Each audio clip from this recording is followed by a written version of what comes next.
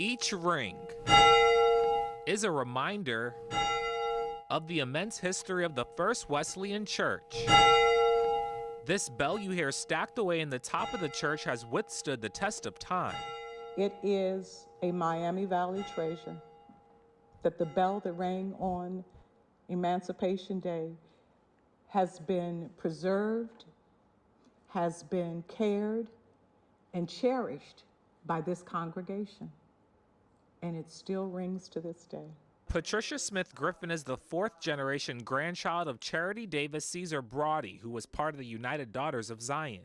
They were a group of women who formed the First Wesleyan Church in 1842 in Dayton, according to the National Trust for Historic Preservation. It was founded on the heels of pro-slavery mob attacks against people in the community of Africatown.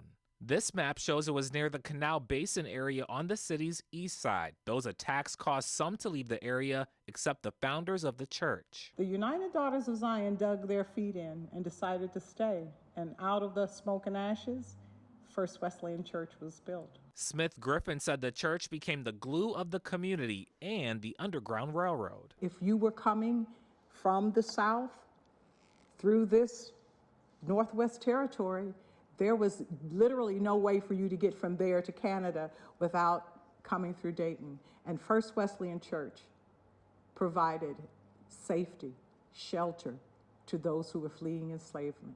But the church also prides itself on its emancipation celebration. They rang this bell at midnight on New Year's Day, 1863, letting people know about the promised end of slavery. But the news did not reach everyone. We celebrate Juneteenth, June 19th, 1865, because none of us are free until all of us are free.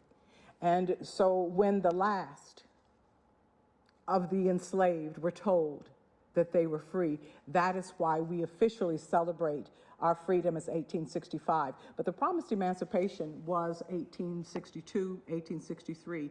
And one of the celebrations, it is written that the celebration here at First Wesleyan was one of the very few, if not the only celebration in the state. And with its more than 180 years of service behind them and Juneteenth now being a federal holiday, the church is looking toward its future. George Coles has been senior pastor for 3 years. I feel a huge responsibility to continue the legacy that I've learned. I'm hoping that this church celebrates 300, 400 years because I think it has such a rich history. And it is a church that is actually, I think, to me, God has his hands on this church.